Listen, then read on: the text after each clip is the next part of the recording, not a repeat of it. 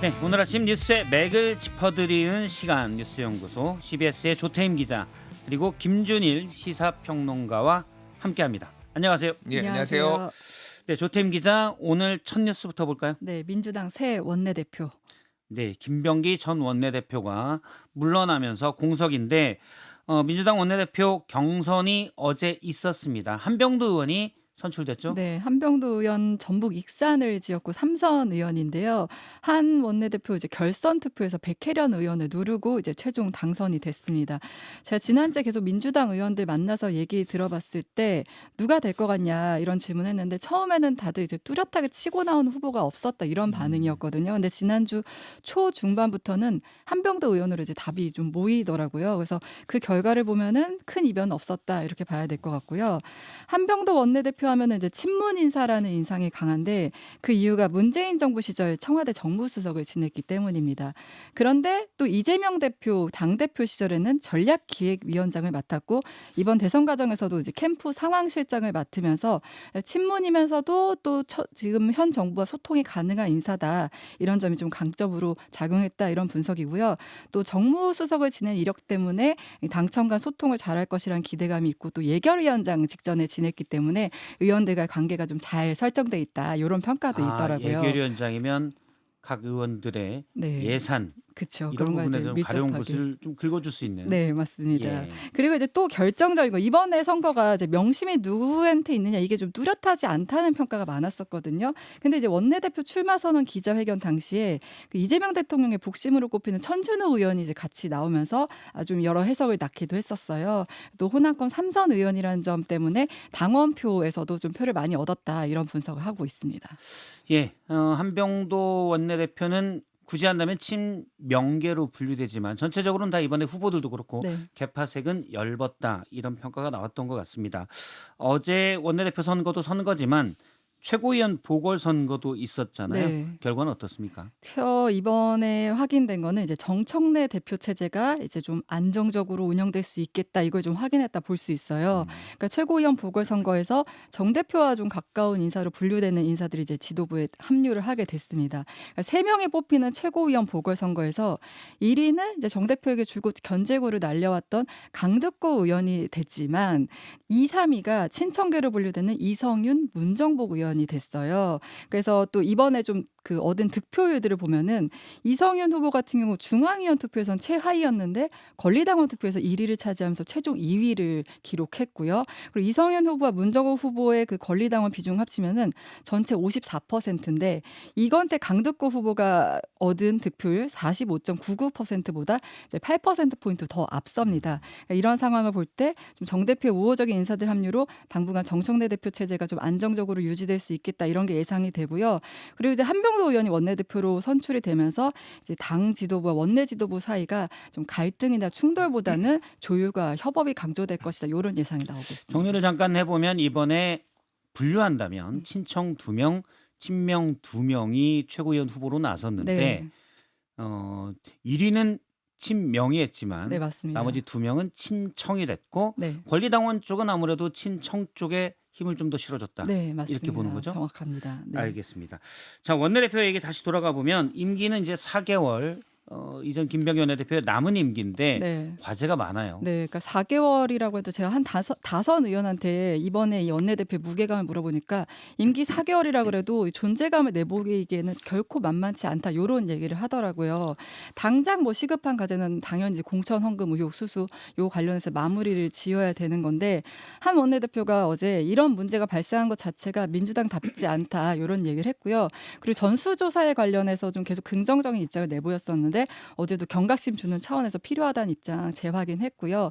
그리고 오늘 또 참고로 일정이 그 윤리심판원 회의가 있는데 김병기 전 원내대표가 이제 출석할 예정이고 이르면 오늘 징계가 나오게 되거든요. 이르면 오늘 김병기 전 원내대표를 어떻게 할 건가? 네, 맞습니다. 결과가 나올 수도 있다 이 네, 말이죠. 그러니까 이런 부분도 이제 잘 마무리하는 이제 과제가 있고요. 그리고 뭐 종합특검, 통일교 신천지 특검 처리 이제 15일 목표로 하고 있는데 야당과 협상을 잘해서 일어나겠다 이런 입장이고요. 그리고 또 좀 중요한 것 중에 하나가 그 한 원내대표 임기가 원래는 다음 원내대표 선출 시기인 5월 말까지인데 그땐 6.3 지방선거 직전이란 말이에요. 예. 그래서 의원들 하는 얘기가 이거 당 지도부 결정으로 임기가 연장될 것이다. 그럼 지선에 끼친 영향력도 만만치 않을 것이다. 클 것이다. 이렇게 보고 있더라고요. 아, 지선 앞이니까 연장될 가능성이 크다라는 네. 분석이군요. 네. 알겠습니다. 하나씩 짚어보도록 하겠습니다. 김준일 평론가님, 예. 일단 최고위원 보궐선거 어떻게 보십니까? 이게 이제 굳이 뭐 나누자면 친명 대 친청이었잖아요. 그 4명의 표를 합치면요 거의 반반이에요. 예, 강북구 30.74 그리고 낙선한 이건태 친명으로 두 분이 분류가 됐는데 이건태 20.59 하면은 한 51%? 그리고 이제 이성윤, 문정복 두 사람 합치면은 한 48% 조금 넘거든요. 지금 말씀하신 반반은 예. 이번 최고위원 보궐선거가 중앙위원 50%, 권리당원 50%인데 이걸 합산해서 다 합산해서 최종 반반이라는 거죠? 최종 결과적으로 보면은 그래서 뭐 아까 설명했지만은 이제 권리당원에서는 친청 후보가 좀 더 많이 득표를 했죠. 전체적으로 보면은 힘의 밸런스가 반반이다 지금. 정청래 대표 체제와 또 뭐 이재명 대통령에게 힘을 실어줘야 된다 이런 게 전체적으로 당에서 한 반반이다. 그래서 정청래 대표가 뭐 한시름 났지만은 어차피 2대 1이었어요 무조건. 어디가 2명 들어가느냐. 예. 4명 중에. 그래서 정청래 대표가 이제 뭐 힘을 안정감을 얻었다 정도가 맞을 것 같아요. 정청래 대표가 이겼다 뭐 이런 식으로 이거를 승패를 가르기도 좀 우스운 얘기지만 어쨌든 당권이 흔들릴 정도는 아니다. 예 안정감 있게 지방선거를 치르게 됐다 뭐 이 정도 보면 될 것 같고 한명도 원내대표는 이제 개파색이 엷죠. 뭐 이분이 이제 어디로 분류하기는 어려운데 할 일이 정말 많습니다. 일단 뭐 지금 그 전임 김병기 원내대표 그 문제 거치 문제는 이제 당 대표가 좀 더 주도를 하겠지만 어쨌든 상의를 해가지고 같이 처리를 해야 되는 문제가 있고 공천원금 수수 의혹 전수조사를 만약에 하면은 어떻게 할 건가? 그러니까 전수조사를 그럼 민주당만 할 거냐 아니면 같이 하자 국민의힘이랑 뭐 같이 할 것인지 그러면 어떻게 할 것인지 그러면은 너 돈 받았어? 의원들한테 물어보면 예 받았습니다 할 사람이 한 명이라도 있겠습니까? 예. 그럼 이제 하는 방식이 주로 지방선거에 전후로 해가지고 그 후원금 뭐 이런 거를 받은 것들을 뭐 전수조사할 가능성 뭐 이런 게 있어요 사실. 그러니까 구의원들이 해당 지역구의 지역위원장에게 후원을 냈다. 물론 불법은 아니지만 혹시 이게 공천 관련된 후원이냐 이런 의혹들이 있죠. 관행적으로 그냥 다 받습니다. 관행적으로 다 받기 때문에 저는 차제에 그래서 이게 정치 개혁으로 좀 이런 예전에 뭐 2000년대 한 4년에 그때 돈이 오가고 그랬을 때 뭐 이제 정치자금법, 오세훈법 뭐 이런 것도 만들고 그랬잖아요. 뭐 여러 가지 이제 뭐 부작용 뭐 얘기도 있지만은 이런 식으로 정치 개혁 쪽으로 좀 가는 게 좋지 않겠냐라는 거고 지금 통일교 특감과 2차 종합 특검 그리고 법 왜곡죄 신설 재판소원 도입 뭐 사법부 대법관 증원 등등등이 지금 신임 원내대표가 다 해야 되는 건데 이미 지방선거 모드로 지금 들어가는 분위기라서 예. 이거를 다 할지 아니면은 좀 미뤄질지 그것도 좀 봐야 될 것 같습니다. 어제 이제 한병도 원내대표 얘기를 들어보면은 야당과 대화를 하겠다, 파트너를 하겠다. 하지만 단호한 선을 긋겠다 이런 얘기도 해서 대화의 방점이 있는지 선의 방점이 있는지 잘 모르겠어요. 김준일 평론가님은 어떻게 보십니까? 그냥 뭐 의례적으로 하는 얘기입니다. 너무 방점 찍지 말라. 아니 그럼 예. 대화를 안 하겠다라는 원내대표가 지금까지 있었나요? 그런데 가장 핵심은 지금 어쨌든 김병기를 어떻게 처리하느냐. 오늘 지금 윤리심판원 뭐 열린다고 하는데 지금 탈당 안 할 가능성이 높고 비상징계 가능성까지 박수현 대변인이 어제 언급을 했거든요. 혹은 이제 당 대표가 직권으로. 당 대표가 직권으로 잘라버리는 겁니다. 쉽게 얘기를 하면은. 근데 그걸 할 수 있을 것인가? 뭐 그런 얘기들이 나오고 있고 막 계속 이제 그러면 연장이 될 가능성이 있어요. 이의 제기하면은 2심 가고 막 이러면은 이게 장기화될 가능성 배제할 수 없다. 예, 알겠습니다. 이 부분 뒤에 박지원 의원이 나오니까 좀 더 여쭤보도록 하고요.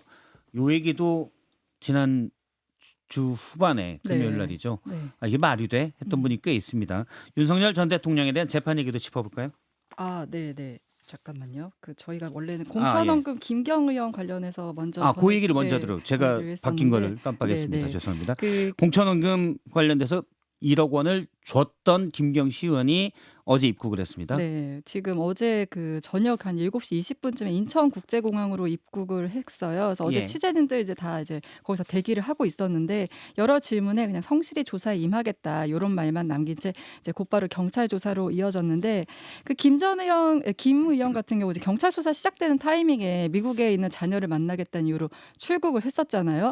그런데 미 라스베이거스에 열리는 그 CES에서 목격되면서 많은 공분을 샀었습니다. 예. 네. 근데 이제 경찰 수사 사실 알면서 왜 출국했냐 어제 기자들이 물었는데 오래전에 약속을 한 것이라서라고만 이제 답을 했습니다. 근데 이 기간에 그러니까 미국에 있는 기간 동안 텔레그램 계정 탈퇴와 재가입 반복했다는 사실이 알려지면서 지금 증거인멸 의혹도 제기되고 있는 상황이에요. 경찰도 숙사 속도 내는 모습인데 서울경찰청 공공범죄수사대가 어제 오후 5시 30분쯤부터 강선우 의원과 김경시 의원 그리고 이제 관련자 주거지 사무실 등에 대한 압수수색을 진행을 했고요.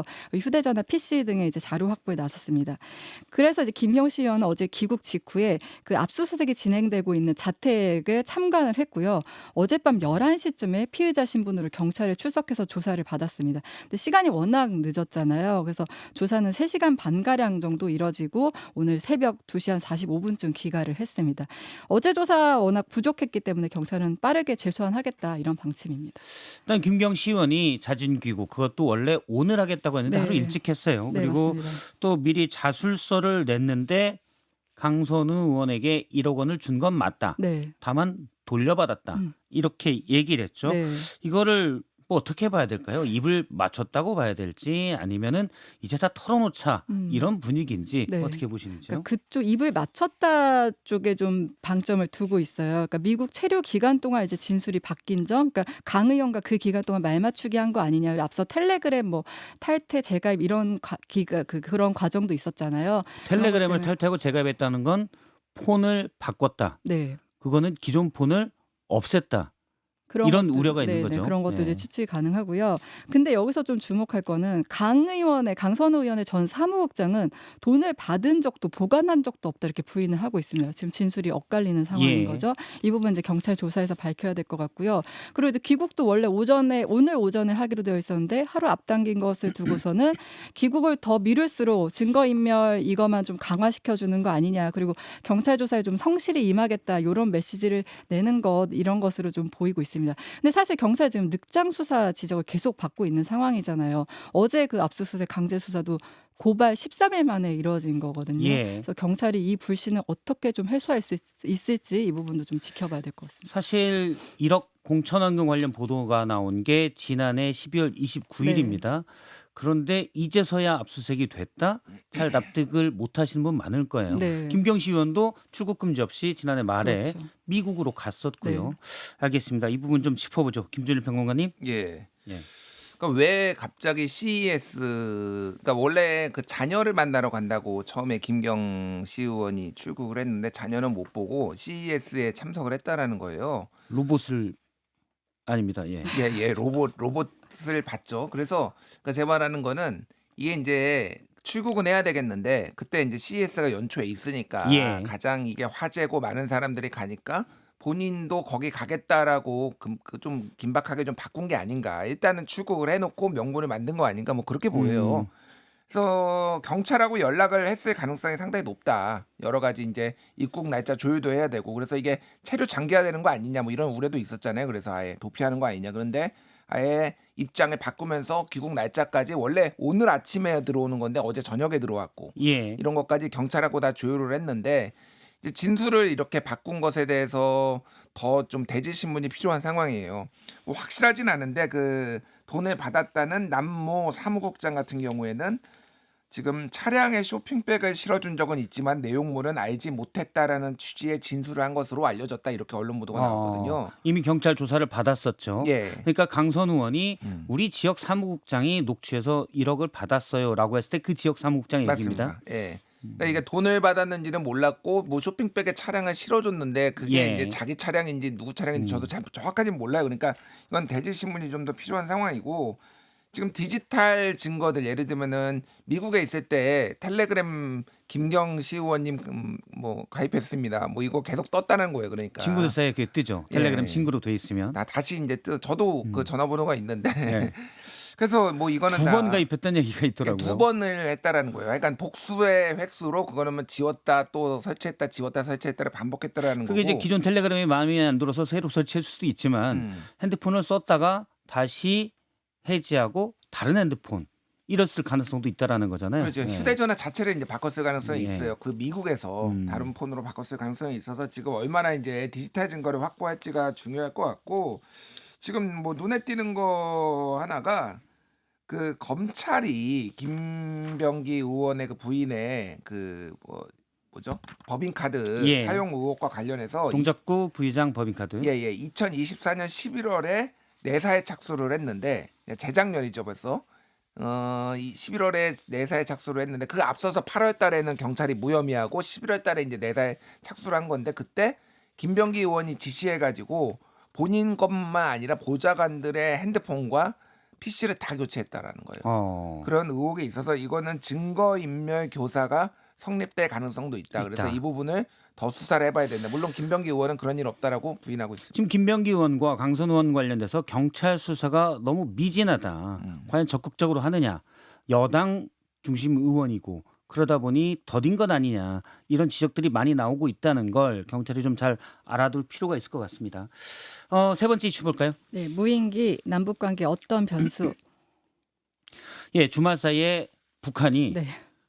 남한이 또 무인기를 보냈다. 정확한 표현은 한국이라고 했더라고요. 네. 한국이 무인기를 보냈다라고 주장하고 있습니다. 네. 북한 측 주장부터 볼까요? 네, 북한 조선인민군 총참모부 대변인이 성명을 통해서 한국이 작년 9월과 올해 1월 사이에 무인기를 침투시켰다 이렇게 주장을 한 거예요.